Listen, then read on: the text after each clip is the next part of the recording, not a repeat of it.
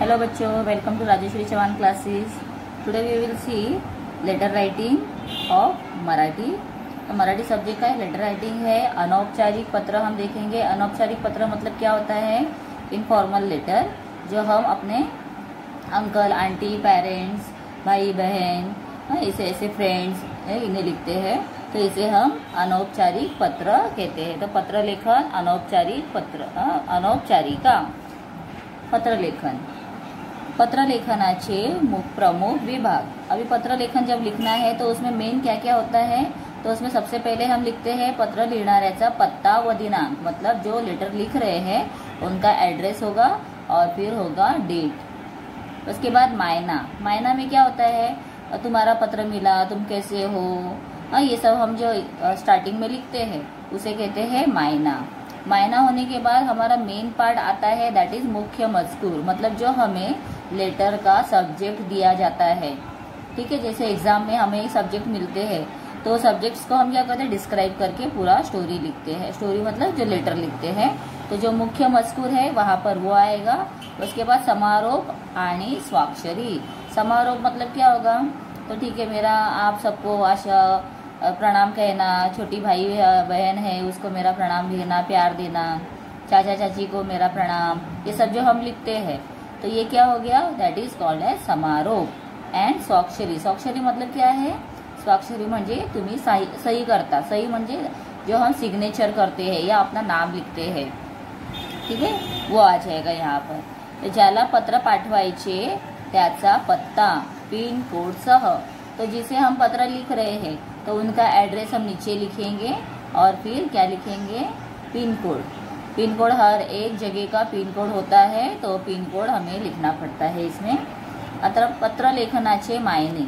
तो पत्र लेखन जब हम लिखते हैं तो मायना जब लिखेंगे तो हम स्टार्ट कैसे करते हैं? सपोज आप फ्रेंड को लिख रहे हो तो डियर फ्रेंड, इंग्लिश में हम ऐसे लिखते हैं प्रिय मित्र, मराठी में प्रिय मित्र, प्रिय मैत्रीण। तो इसी तरह यहाँ से तो किसे लिख रहे हैं? आई वडील। तो आई और वडील मतलब फादर, मदर और फादर को जब आप लेटर लिखते हो तो स्टार्टिंग में हम क्या लिखेंगे? तीर्थ रूप हिज यांस। तो अगर मम्मी को आप लिख रहे हो, आईला आपण लिखत आहोत तो हिज, तीर्थ रूप आई हिज।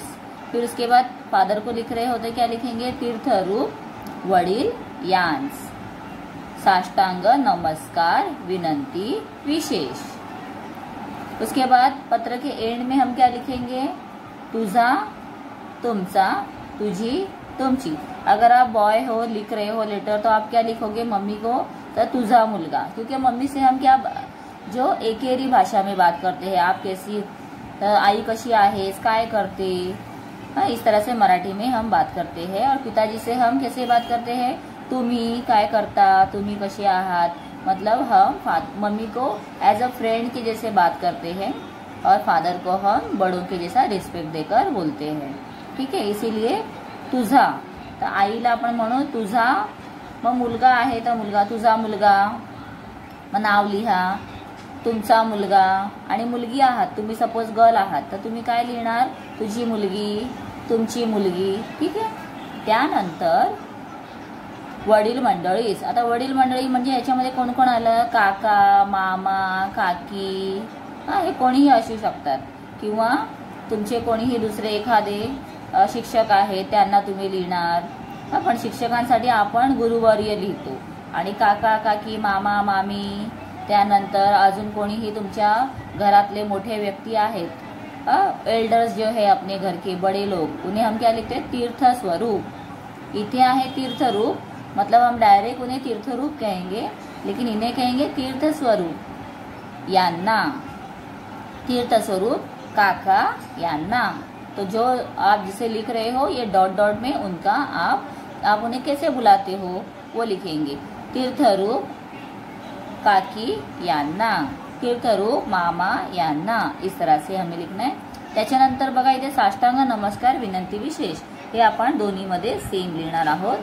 आपला किंवा आपली, आपला भाचा, आपला लाडका, नाहीतर तुम्ही आपण काही लिहू शकता, आपली भाची, आपली पुतणी। अगर आप चाचा को लिख रहे हो तो पुतणी, नाहीतर फक्त आपली लिहिलं तरी सुद्धा चालतं। त्यानंतर तुमचा आणि तुमची, ठीक आहे, अशा प्रकारे लिहायचं. आणि आपण आता जर समजा शिक्षकांना लिहत आहोत म्हणजे टीचर को आप लिख रहे हो, तो गुरुवर्य, क्योंकि वो गुरु है हमारे, इसीलिए हमें उन्हें बहुत ही रिस्पेक्टफुली कहना है गुरुवर्य. मग गुरुजी यांना. साष्टांग नमस्कार विनंती विशेष. तो ये साष्टांग नमस्कार विनंती विशेष हे सगळ्यांमध्ये आपण सारखंच लिहिणार. आपला आज्ञाधारक, आपली आज्ञाधारिका असं मराठीमध्ये लिहायचं. मुलगी असेल तर धारिका लिहायचं, इथे धारकच दिलेला आहे, तर आपले आज्ञाधारक सुद्धा लिहा तरी सुद्धा चालेल. आता धाकटे भाऊ बहीण असतात किंवा आपले नातलग आहेत, रिलेटिव्स आहेत, त्यांना आपण कसं लिहू? प्रिय यांस. तो इसमें यहाँ पे आप नेम लिख सकते हो. सपोज आप किसी को लिख रहे हो तो प्रिय दर्शन यास, प्रिय नम्रता हिस, अनेक आशीर्वाद. छोटे हैं ना, इसीलिए हम अनेक आशीर्वाद. तुझा तुझी एंड में लिखेंगे और नाम लिखेंगे अपना. प्रिय मैत्रीण और मित्र, मतलब मित्र है, फ्रेंड है, या गर्ल जो फ्रेंड होते हैं मराठीमध्ये आपण मित्र असेल तर आता पुढचा आहे मित्र आणि मैत्रीण. तर आपण जसं इंग्लिशमध्ये फक्त फ्रेंड म्हणतो, मग तो मुलगा असो किंवा मुलगी असो, वेदर इट इज बॉय और गर्ल, हम कहते फ्रेंड. पण मराठीमध्ये मुलगा असेल तर मित्र, मुलगी असेल तर मैत्रीण. प्रिय मित्र, प्रिय मैत्रीण. मग इथे आपल्याला काय लिहायचंय? प्रिय मित्र राकेश यास, प्रिय मैत्रीण सरिता हिस. तो यहाँ पे हमें नेम लिखने हैं इस तरह से. सप्रेम नमस्कार. तुझा तुझी, मग तुझा मित्र, तुझी मैत्रीण आप लिख सकते हो. सम्माननीय व्यक्ति, तो आप किसी भी बड़े व्यक्ति को लिख रहे हो जो हायर पोस्ट के ऊपर है या ऐसे है, तो उन्हें भी हम मतलब वो सम्माननीय है. यहाँ पर देखो ये औपचारिक पत्र नहीं है लेकिन सम्माननीय है. कोई भी आपके लिए गुरुवर्य है, ज़्यादा रिस्पेक्ट आप देते हो, तो उन्हें हम कैसे लिखेंगे? माननीय यांना. माननीय जिनको भी आप लिख रहे हो यांना. सादर नमस्कार, आपला नम्र. हाँ, तो इस तरह से ये बहुत ही इम्पोर्टेंट कोणास, शुरुआत आणि शेवट. शेवट मतलब एंड कैसे करना है पूरा दिया हुआ है. इस तरह से आप कंप्लीट लिख सकते हो लेटर. तो अब नेक्स्ट हम देखेंगे लेटर का जो फॉर्मेट होता है वो कैसे करना है. अनौपचारिक पत्र लेखन, कौटुंबिक पत्र. कौटुंबिक मतलब क्या है? जो फॅमिली के लिए हम लिखते हैं, फॅमिली लेटर जो है वो. पत्र लिहिणाऱ्याचे नाव, पत्ता व दिनांक. तो पत्र लिहिणाऱ्याचे नाव, पत्ता, दिनांक. मग मायना इथे आपण लिहायचा. त्यानंतर लिहायचं मजकूर. मजकूर लिहिल्यानंतर इथे आपण लिहिणार आहोत समारोप. इथे नाव लिहायचं आपलं आणि स्वाक्षरी करायची म्हणजे साईन करायचं. आणि ज्याला लिहत आहोत त्याचा आपण पत्ता लिहिणार. सूचना काय दिली आहे? पत्र लेखनास डाव्या हाताजवळील पानापासून सुरुवात करून पत्रलेखन उजव्या पानावर संपवावे. म्हणजे काय करायचंय तुम्हाला? डावं जो पान आहे हाताजवळील पानापासून सुरुवात करायची आणि उजव्या पानावर संपवायचं असं दिलंय. म्हणजे तुम्ही या साईडला लिहायला सुरुवात कराल, या पेजवर सुरुवात केला आणि या पेजवर तुम्हाला तो संपवायचा आहे. त्यानंतर आता आपण पाहूया.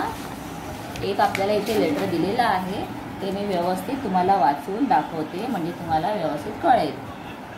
तुमच्या आजोबा आजीच्या तब्येतीची चौकशी करणारे पत्र लिहा. म्हणजे काय आहे? तुमच्या आजी किंवा आजोबा कशी आहेत एक तुम्ही चौकशी करायची आहे. Means you have to just ask them, inquiry करना है कि आप कैसे हो. ठीक आहे. मग बघ म्हणजे इथे तुम्ही नाव लिहिणार.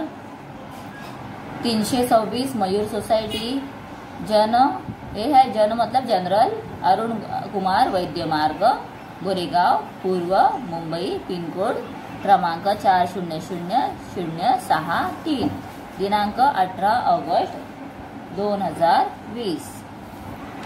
आता आपण लिहितोय आजोबांना म्हणून लिहायचं तीर्थस्वरूप आजोबा यांस.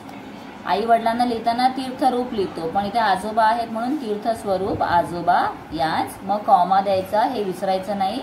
कॉमा दिला नहीं तो इथे डायरेक्ट तुमचा अर्धा मार्क कमी होणार, हाफ मार्क कट हो जाएगा. तो ये बहुत इंपॉर्टेंट है. और देखिए स्टार्टिंग पूरा एक ही लाइन में इसी तरह से लेना है. साष्टांग नमस्कार विनंती विशेष. कसे आहात तुम्ही? आजी कशी आहे? बऱ्याच दिवसात तुमची भेट झाली नाही.